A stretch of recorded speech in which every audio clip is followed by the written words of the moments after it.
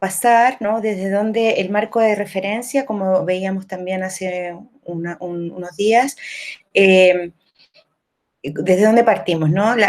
Por un lado, la posición crítica que tenemos de las ciencias sociales, el enfoque socioconstruccionista, todo el bagaje de las epistemologías feministas, que es un amplio abanico, pero en particular yo les estoy hablando más desde los conocimientos situados, sobre todo desde Donna Haraway, y enfatizar también la dimensión política de los conocimientos, como habíamos hablado también.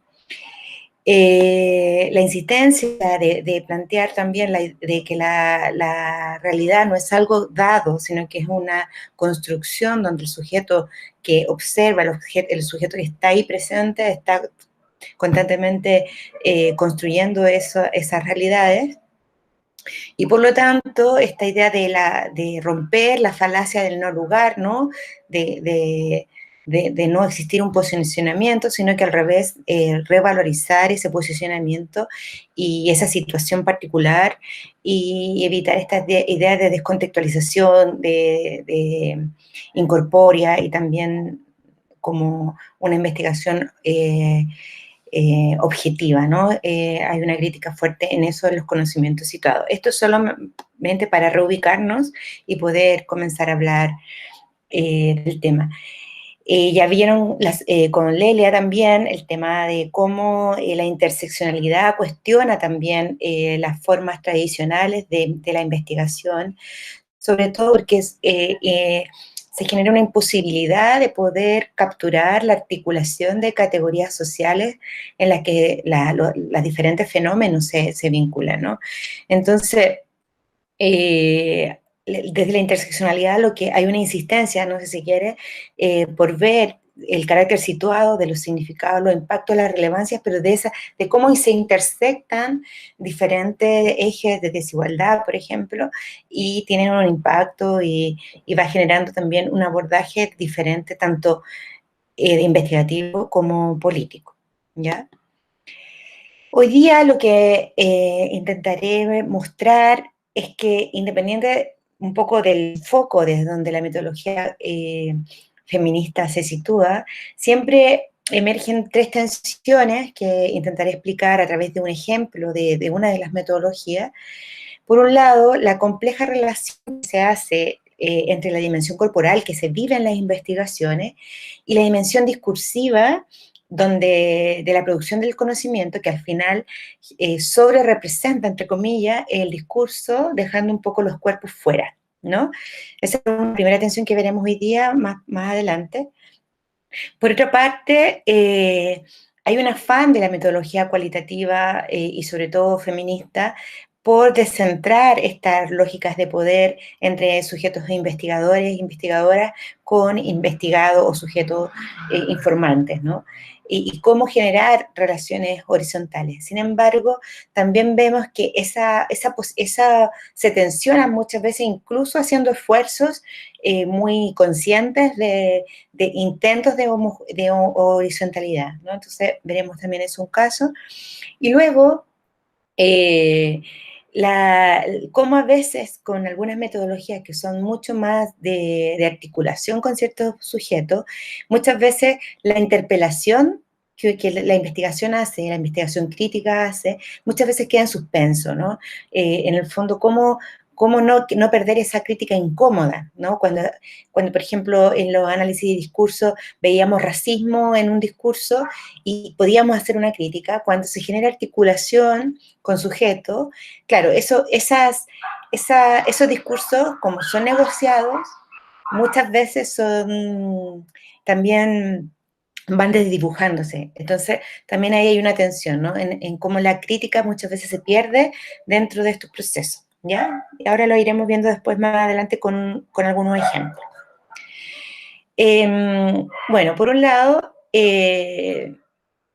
lo que intenta, bueno, ya lo explicó un poco la Lelia, pero en el fondo, de qué manera la interseccionalidad nos permite ver que hay opresiones que son interconectadas, ¿no? Tendremos que tener ese foco muy importante porque generalmente en las investigaciones ponemos solo el foco en un eje de diferencia, no sé, por ejemplo, la clase o la procedencia nacional, etcétera. Muchas veces al sobredimensionar una desigualdad, quedan muy invisibles cómo se conectan con otras desigualdades. Entonces, el desafío desde un abordaje interseccional es ver de qué manera operan muchas veces complejamente, ¿no?, estas relaciones de poder, ¿no?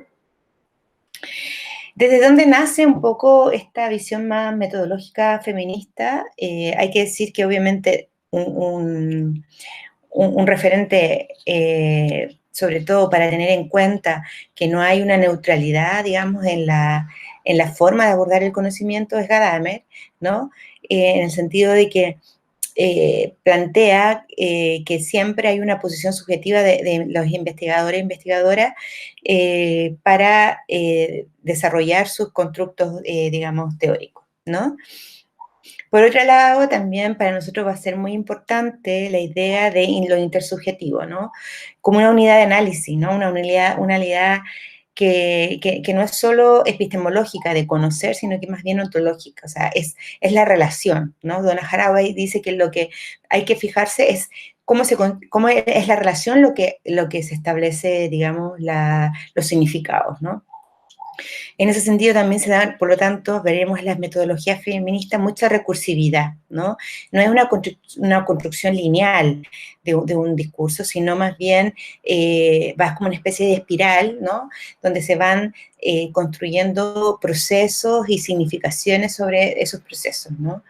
Entre las partes, entre los sujetos investigadores y también las personas con las que se articulan, ¿no?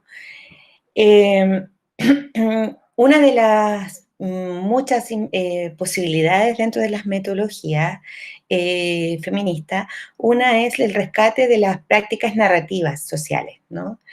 Que a diferencia de las prácticas más positivistas, ¿no? Donde se busca una verdad que está detrás, acá el papel es más bien una especie de activismo, ¿no? El papel de la persona investigadora busca enlazar, generar y producir narrativas, ¿no? Se da mucha importancia, sobre todo en la forma en las prácticas investigativas a los encuentros vivenciales. Obviamente viene de toda una tradición de los relatos orales, obviamente la idea es que esas historias vayan siendo construidas en prácticas narrativas, ¿no? Donna Haraway, yo les coloco esta frase porque en el fondo muestra muy claramente que hay formas muy concretas de construir narrativa. Dice, las historias no son meramente de nada, ¿no? Las historias que nos cuentan la gente, etcétera. Al contrario, son prácticas narrativas, ¿no? Una semiosis de la creación, construcción de los conocimientos biológicos, ¿no? Y en el fondo dice, bueno, la gente va construyendo historias, pero esas historias hablan mucho más que de un relato foráneo, sino que está ahí implícito toda una construcción que supera incluso al propio sujeto identitario que está hablando, ¿no? Por lo tanto, la escritura de una narrativa, más que para descubrir cosas, es para construir, digamos, temáticas que implican tanto a los sujetos investigadores como a las personas con las que se relacionan, ¿no? Y una cosa importante desde este enfoque más narrativo es que no hay una única historia, ¿no? Como otras metodologías cualitativas también plantean de esta idea de descubrir qué hay detrás, qué es la verdad, ¿no? Acá, bueno, esta es una posible historia, es una posible construcción para interpretar este fenómeno, pero no es la única, ¿no? Por lo tanto, entre hablar por una historia, la idea es que no suplantar al otro, o sea, decir, bueno, yo voy a hablar por las personas migrantes, por ejemplo, voy a interpretar lo que ellas están sintiendo, viviendo, etcétera, su trayectoria de vida, voy a construir una historia con esas personas y presentar estas historias compartidas, ¿no? Pero obviamente siempre teniendo en cuenta que no son las únicas posibles, ¿no? Entonces, ese es como el giro un poco de esta acción narrativa. Por otra parte, una cosa muy importante en este tipo de procesos, sea en este tipo de investigación más narrativa, como en otras, como las militantes, por ejemplo, las investigaciones militantes o las participativas, etcétera, Es que no es un método proceso, ¿ya? Es un proceso que no está premeditado desde el inicio, entonces se va co-construyendo, ¿ya?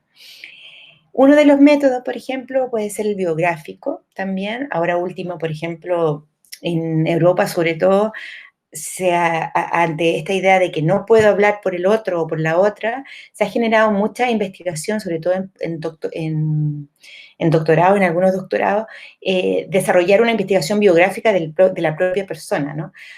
Bueno, ahí hay una discusión larga, ¿no? De si efectivamente esto es lo más como ético, o en verdad también estamos eludiendo la posibilidad de articularnos con otro sujeto. Bueno, ahí hay todo un debate que es bien interesante, pero en el fondo también hay metodologías biográficas que se están utilizando, digamos, dentro de la investigación feminista. Eh, una cosa importantísima, que es basal, digamos, dentro de la metodología feminista, es precisamente no caer en la idea de que el sujeto que investiga tiene la verdad, que por lo tanto no solo él conduce el proceso de investigación, sino que en el fondo es de qué manera revalorizamos a la relación con el agente social, sea individuo o colectivo, con el que me estoy articulando, ¿no? En el fondo es dejar de verlo como un dato o como una variable o como un simple informante que le traigo información, sino de qué manera podemos hacer los protagonistas del proceso de construcción de conocimiento, ¿no? Eh, entonces, las diferentes variables de narratividad que existen también apuestan también por esto, ¿no? Entonces hay que tener, eso es como un punto muy básico de este tipo de metodología. Ay, perdón. Les voy a poner un caso, un ejemplo de metodología que es una de las posibles, pero solo para tener un poco dónde auscultar de mejor manera, digamos, aquellas como, ¿se acuerdan que les dije las tensiones que se generan a veces también con la aplicación de metodologías feministas, ¿ya? Una de ellas, una de las metodologías posibles son las producciones narrativas, un método que se ha desarrollado principalmente en Europa, y en el fondo que es una co-construcción de textos, de discusión e interpretación entre investigador y participante en torno a un fenómeno social, valorando mucho la experiencia de los sujetos, pero poniendo el acento en generar teoría, o sea, en darle el carácter dialógico a los sujetos con los que me participo en relación, por ejemplo, a autores clásicos como puede ser Butler o ponerlos al mismo lugar. Entonces, el objetivo principal de una producción narrativa es situar, digamos, los conocimientos que se generan con los sujetos que uno se relaciona en igualdad de condiciones con otros saberes que están rondando, digamos, en la escena pública, ¿no? Eh, eh, ¿Por qué elegí para ponerlo como ejemplo? Principalmente porque generalmente, incluso en mucha de la investigación cualitativa crítica, la voz de los sujetos que habla es la academia, ¿no? Y por lo tanto se arroga, en cierta manera, la voz de quienes, o la representación de ciertos colectivos sociales, ¿no? Habla por ellos, ¿no? Interpreta los fenómenos por ellos. En cambio, en este tipo de método, como con la producción narrativa, se apuesta por centrar eso y se privilegia precisamente lo que hablábamos anteriormente con el tema de la articulación, ¿no? O sea, una articulación político-epistémica que es situada, que en el fondo no es ingenua, sino que tiene unos propósitos concretos, pero que en el fondo abre la posibilidad de co-construir una construcción, unas significaciones de unos fenómenos y no solo reflejarlo, ¿no? Sino que generar nuevas posiciones también, ¿no?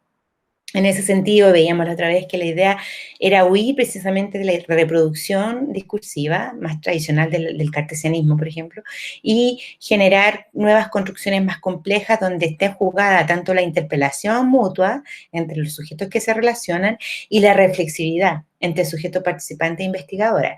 ¿Eso qué quiere decir? Que en el fondo los procesos van cuando uno va construyendo el discurso, va dándose, entre comillas, cuenta de ciertas prácticas discursivas, de ciertas prácticas también de acción, que en el fondo también va interpelando no solo al sujeto con el que uno se relaciona, sino también a los supuestos con los que la propia persona investigadora parte, ¿no? De una investigación. Entonces, en ese sentido, es una co-construcción. Obviamente, como decía, es una articulación que es una acción temporal, precaria, siempre precaria, compleja, que produce una versión del mundo, pero no la única. Y entonces, para resumir, hacer una producción narrativa es generar un relato con una lógica de argumentación, con ciertos temas, ¿no? En función obviamente, de una crítica, ¿no? Generalmente estos constructos son una crítica hacia un tema en particular, por ejemplo, la inclusión de personas mayores, o el concepto de inclusión en las personas inmigrantes, o la heteronormatividad o la homonormatividad en ciertas lógicas, por ejemplo, de políticas públicas, etcétera, ¿no? Siempre hay una crítica en esa construcción que se quiera hacer, ¿no? Ahora, estas narrativas que en el fondo tienen un objetivo político de crítica, donde en el fondo también la academia se descentra para poder articularse con ciertos colectivos o ciertos sujetos individuales, donde en el fondo hay un objetivo también más ético-político, etcétera, donde además se trata de dar el carácter dialógico de los sujetos como otros saberes igualmente viables que los saberes más academicistas, tiene sus limitantes. Entonces, lo que quiero mostrar es que efectivamente tiene muchas posibilidades porque precisamente rompe un poco la lógica de actuación en las metodologías cualitativas, pero a la vez tiene algunas límites que en el fondo son importantes de tener en cuenta. La primera, entonces, las tensiones que nombrábamos al inicio, que era lo que quería yo exponer, es, por ejemplo, una de las primeras tensiones que vemos es la dimensión discursiva, que es propia, digamos, del lenguaje académico, donde todas nosotras nos movemos, donde tenemos que producir documentos, tenemos que mostrar una tesis de magíster o de doctorado que es eminentemente discursiva, con ciertos registros lingüísticos, etcétera, y la corporalidad, ¿no? Que pasa en el proceso, ¿no? Hay que tener muy en cuenta, por ejemplo, que las producciones narrativas o otro método también feminista se desarrollan permanentemente en un circuito que va de la oralidad, la escritura, la lectura, la contraescritura, ¿no? Vamos constantemente reescribiendo y reescribiendo, etcétera. Es un proceso muy colaborativo, se va profundizando, se van sacando mucha información que quizás las dos partes no quieran colocar, etcétera, ¿no? Se trata precisamente de un proceso muy relacional, que no solo se captura información, sino que además se van perfilando y profundizando las críticas a partir de la interpelación, ¿no? Que hace tanto el sujeto participante como el sujeto investigador. Pero en esos encuentros no solo emerge el texto, ¿no? La crítica, el ajuste de lo que se quiera señalar, sino que van pasando una serie de procesos emocionales eh, en esas experiencias narradas, ¿no? Generalmente hay muchos silencios, risas, llanto, escuchas, críticas, molestias, discusiones, etcétera, ¿no? Pasan muchas cosas tanto a los cuerpos de las personas participantes como a las personas que son, digamos, las personas que guían la investigación, las personas investigadoras. Como el afán, por ejemplo, de la producción narrativa es generar una textualización que genere un corpus teórico, ¿no? Como tema central, que se ubique, digamos, al mismo estado, por ejemplo, que Butler o que Haraway, etcétera, que pueda discutir a ese nivel. Muchas veces la corporalidad de la experiencia se pierde, ¿no? Se va perdiendo, que va quedando entre paréntesis, o va quedando como en un segundo lugar, como anécdota, y no a los relatos finales, ¿no? Muchas veces se va quedando fuera, ¿no? Entonces, de los dilemas que generan a veces este tipo de metodología es, bueno, de qué manera se promueve un equilibrio entre esa generación de crítica que se quiere hacer, pero a la vez no dejar afuera la corporalidad, ¿no?, de los sujetos que narran, ¿no? Porque en el fondo es un desafío también feminista, ¿no? Como dice Butler, ¿no? Es un desafío feminista incluirlo dentro de la investigación. Entonces, por un lado, la producción narrativa, muchas veces esa corporalidad queda fuera, pero en otras metodologías, por ejemplo, en algunas militantes, es demasiada la corporalidad que se coloca y queda fuera, digamos, la crítica. Entonces, siempre está como cómo encontrar este punto intermedio para poder, digamos, no solo quedarnos en discursos muy teóricos y fuera, de nuevo, descorporalizados, y lograr estas experiencias más corporales, ¿no? Porque obviamente lo corporal y lo afectivo se vinculan dentro íntimamente y están dentro de la lógica del conocimiento. Entonces, ¿de qué manera podemos hacerlo, no? Y la producción narrativa a veces no lo logra, ¿no? En cierta manera lo hemos puesto así, ¿no? Se impone una cierta tiranía de la escritura, ¿no? Eh, se- Acá yo les coloco una cita de una tesis de Paz Guardera, donde en el fondo muestra claramente cómo muchas veces el cuerpo del otro no es significado, digamos, en las narrativas que emergen, ¿no? Eh,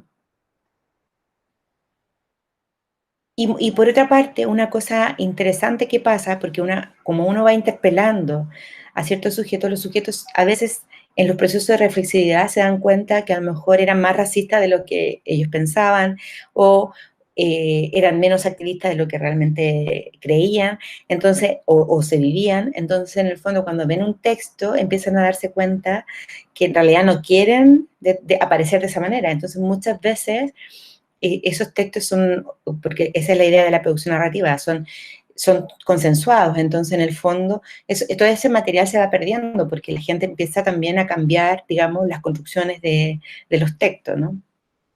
Y muchas veces también despierta como un cierto pudor por un deseo de anonimato, ¿no? En realidad está interesante lo que pusimos, pero a lo mejor no quiero aparecer. Entonces, ahí hay una tensión muy clara, ¿no? Hay una tensión muy clara entre corporalidad y los formatos tradicionales de escritura, pero además con esto, como el afán es levantar ciertos discursos críticos, a veces también va desperfilando, digamos, las experiencias propias de los sujetos que le dan carne, digamos, a esas críticas, ¿no? Les pongo aquí un ejemplo por ejemplo, de una investigación en que nosotros hicimos producciones narrativas en torno a los procesos de inclusión de personas migrantes en Chile. Y una de las personas con las que nos articulamos fue una interventora pública, pero que además era de origen peruano, ¿no? Y que además durante todo el proceso de la construcción de narrativa, que era temas de derecho humano, etcétera, respecto de las personas migrantes, ella fue narrando su propio proceso de persecución en Perú. Obviamente hubo mucha emocionalidad en los encuentros. Sin embargo, toda esa emocionalidad fue quedando fuera, ¿no? Que el texto no pudo no pudo comprender el proceso que se vivió, ¿no? Y por otra parte, a la persona le parecía menos valorable esa experiencia en relación a situar una crítica a los sistemas de inclusión de las personas migrantes. Entonces, el texto, al releer y releer antes de la versión definitiva, fue matizándose constantemente en esta co-construcción y quedó un texto interesante porque en el fondo es crítico sobre cómo se desarrollan los sistemas en Chile. Sin embargo, se fue perdiendo, digamos, la corporalidad de con quién te articulaste, ¿no? Entonces, es un ejemplo muy concreto para ver precisamente este caso.